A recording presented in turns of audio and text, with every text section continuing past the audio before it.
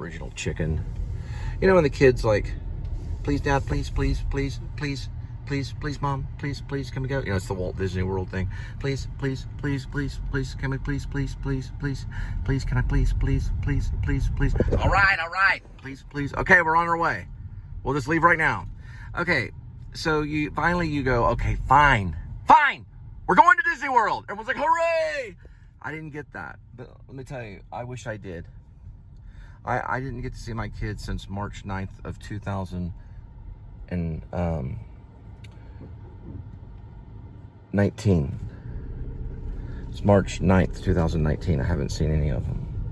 They're 3 beautiful kids, and my wife decided to leave. But let me tell you, it's been a great adventure. I mean, it's not. This isn't over. I love vlogging, but I want to tell you the reason why I think I decided to continue on and write Grace, aka Werevlog, and talk about Quentin Tarantino and talk about Christoph Waltz. And actually, I messaged him, and he replied back to me. I want to tell you why. Okay, there was a night when Hateful Eight premiered at Quentin Tarantino's theater. Okay, at his cinema house, and it was a big deal, and Jordan the Lion showed up. He's a vlogger. I did a mini documentary on Jordan the Lion. It got a lot of views, like thousands of views. It was the first thing that multiplied. I did it on an iTouch, an Apple iPod iTouch. Right? I didn't know I could even do that, but I figured out how to do it. It's not that hard. Well, it actually is hard. It was a miracle it went up. That was done on an iTouch. Regardless, I just wanted to tell the story really quick. And you don't have to look at my black eye and things like that, but I hit my eye on a cabinet. Let me tell you something. When I saw that Jordan the Lion got to sit like right next to Quentin Tarantino, and this was Hateful Eight going on, I thought this is amazing, because you've got this vlogger who some people see as a vulture, and then you've got this filmmaker who people see as almost like a god. Okay, I'm not gonna lie. Okay, he's an artist. You know, this guy is amazing. A poet, whatever. They compare him to William Shakespeare. I've heard it all the time. Quentin Tarantino is basically William Shakespeare. This would be like William Shakespeare hanging out with a little guy, you know, at a movie theater right there in Hollywood. And I'll find out the name of the movie theater. It's Quentin Tarantino's movie theater. He bought it, but he premiered it there. And here this little guy with this big guy, you know, and everyone seemed happy. Everyone was happy that they were there. They all celebrated together. And in the end, no matter how good or bad, there's love in the air, you know. And I'm sure Tarantino's wife was happy for him. And I'm sure Jordan the Lion, I'm sure his people were happy for him. And that's a dream come true, and it represents something. That's a powerful vlog. It's the Jordan the Lion, Hateful Eight thing, okay? So I thought, I want to write something that would bring the vlogger right beside the movie star. And who's a bigger movie star and the best actor in the world right now? It's Gary Oldman. It's been Gary Oldman since I've been in college. And you got a guy that is the most incredible artist since people like Marlon Brando or Laurence Olivier. And you've got another one that's a vlogger. It's a rearview mirror. That like Sam Shepard. Well, I feel like he was one of my teachers. So then you've got people that know how to make movies. We're talking about cinema movies. We're talking about films, and that's Quentin Tarantino. And Christoph Waltz has a connection. So this is like the beginning of something, regardless. I remember here, I want to say this, I went to the New School of Social Research. Well, it was a New School University, Actor Studio Drama School. And Kevin Costner had this little speech about that even though he was cut from the from the movie of The Big Chill, he was only in the coffin, and they didn't do the flashback sequences with Kevin Costner. He knew he had communicated with some of the biggest movie stars, including Tom Berenger and just, I don't know, is Glenn Close in that? I don't know who's in it. I'll figure it out later. A lot of good people are in it. If not, I'm sorry, Glenn Close, I love you anyway. But here's the thing. You got this person with immense ability at one thing, and then you got another person that has immense ability at another. And you bring them together and they celebrate in a very crafty way. So I wrote Grace and then put parentheses, aka Werevlog. So the word vlog is in it. So that you could have this thing that's immense, this stardom, right next to something that sometimes people just think is petty. Okay? Regardless of the gypsies and regardless of the Lycan or the Lycan myth and all the historical accuracy or whatever goes in or out of it, that was the heart of the matter of that screenplay. It is in the hands right now of Christoph Waltz. I hope it gets into Quentin's hands, and I know he'd be critical. I hope it gets into important hands, and I hope it at least gets seen. There's an important message there. It's about a backsliding minister. It's about people trying to survive by using these devices to communicate an idea, and it's about a werewolf. Thank you. Okay, so what's going on with your nephew?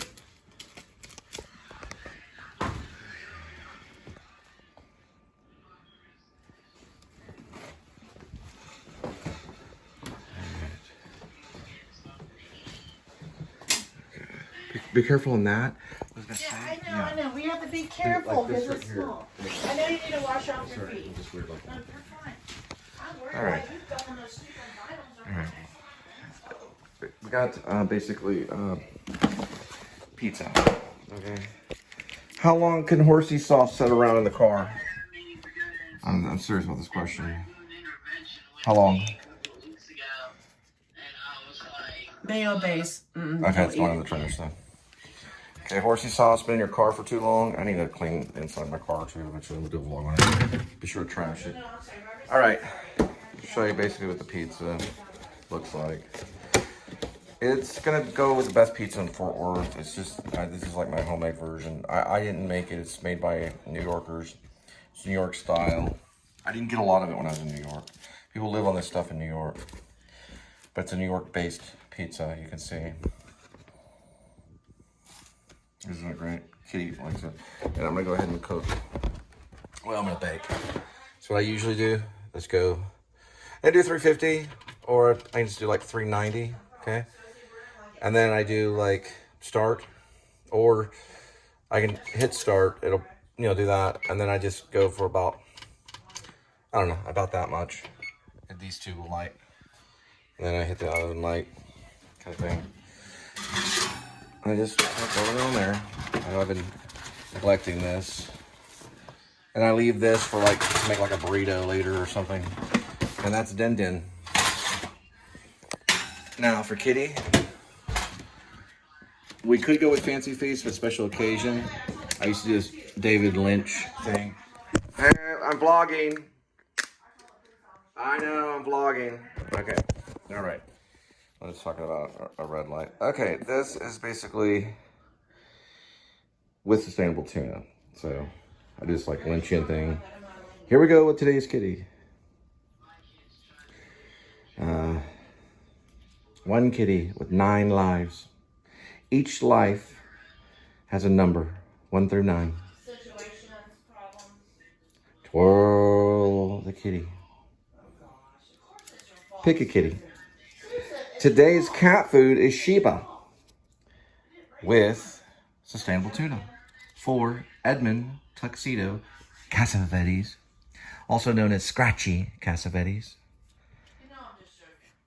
And here we go.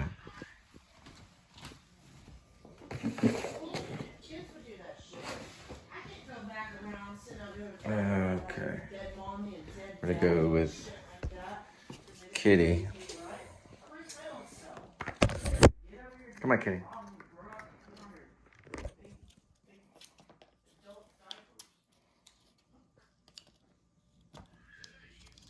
Okay.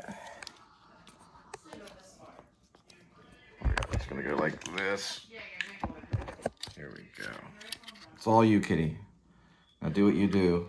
Kitty is trained, a trained film actor. I do a lot of actors. Now I have eaten cat food at the actor studio. I was an actor studio student and I played a cat. I would go to PetSmart and pet a cat, or maybe in Petco, I don't know for sure. There's men in Manhattan, and I would go pet a cat, and then I would study its movements. I would count how many times it would clean its face with its paw. I would study everything about the cat as much as I could. Now, I had a cat when I was younger, so I was able to play the cat, and I supposedly moved people in the exercise, and they really did give me positive feedback. I've also played a dog. So I've played a cat and a dog. But we do a thing called animal exercises, and it's a secret. But you can go to the actor studio and learn about why they do animal exercises, mostly to isolate parts of the body and understand movement for a role and the behavior of the animal. Right? You have a good night.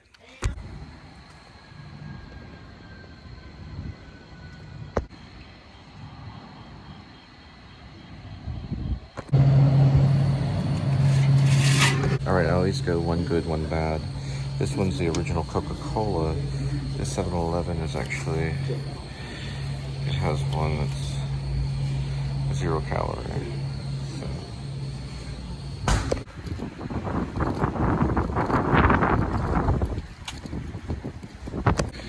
Linda smokes the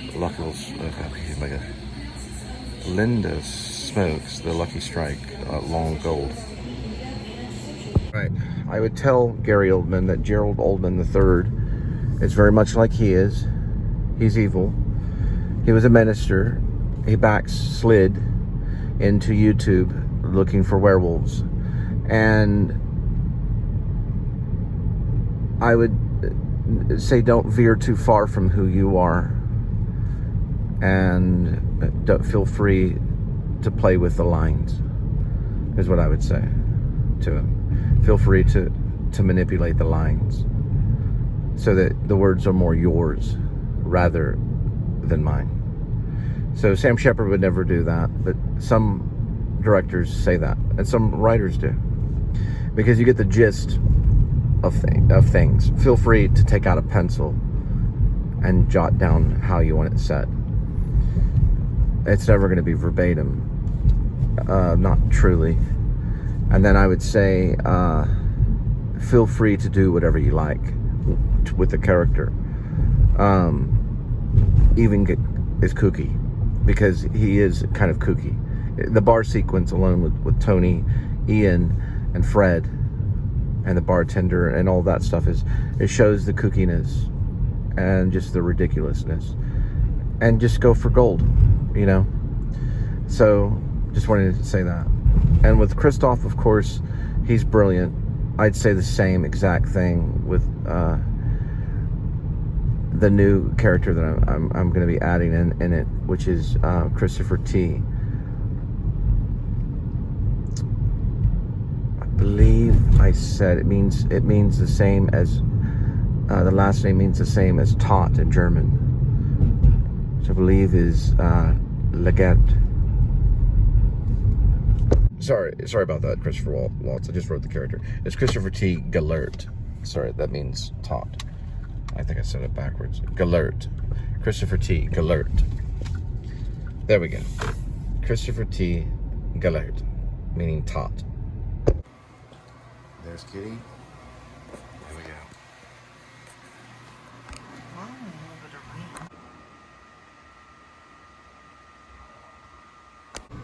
When I'm reading, they found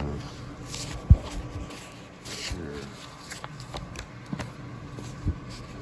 I got it at Hollywood Samuel French Theater Film Bookshelf and Studio City, Ventura. There's their phone number, the fax machine. And look, why don't you send your play to Samuel French at earthlink.net and see what happens. I don't know, they might take it. I wrote this on the back. To be an actor is to only have one wing. The other wing belongs to life. Together they're used to fly. I drew that. It's got a sun and moon. There's my signature. Together they unite, flutter, and soar. It kind of makes sense, because when you're on stage, you're not fully in life. You're on stage, and then when you're in life, it's another type of wing, and then together you can fly. You need to be out there on the stage and to be out there in life so that you can fly. And also check this out, Samuel French Theater and film bookshops. You can get plays, books, film, theater, motion picture industry. And there it is. It's on Sunset. At least it was back in the day, right off Fairfax. And in Ventura, it's a block east of Laurel Canyon. I used to hang out at Laurel Canyon all the time. There's the hours. Play publishers and author representations. Or authors representatives. They're play publishers. I might send it to these guys. Your pizza.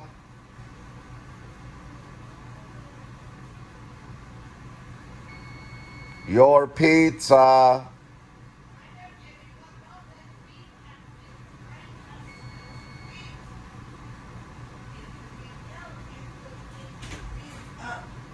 Feet has to move. Calm down. Fucking burns. I wouldn't give a fucking flying shit anyways. Vlogging. You ever gonna get back to the cooking show? I'm gonna burn on things. What now? Yeah, well, if we could get a collapsible table and get back to the cooking show. I know. We have hamburger meat. Well, we have the cat condo and the TV tray. Almost finished with the play. I worked on it tonight. We have to get to bed by 4 and start Uber Eats. Right over there. I just need to eat something because my stomach was growing. And I don't have to stupid sandwich. Got one little segment left. And then I'll begin typing. And then I'm going to send it to Samuel French. They'll get a digital copy.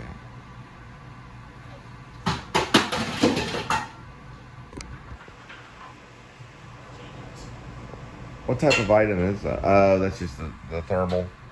That's fine. Didn't have my glasses on. I did my fingers. All right.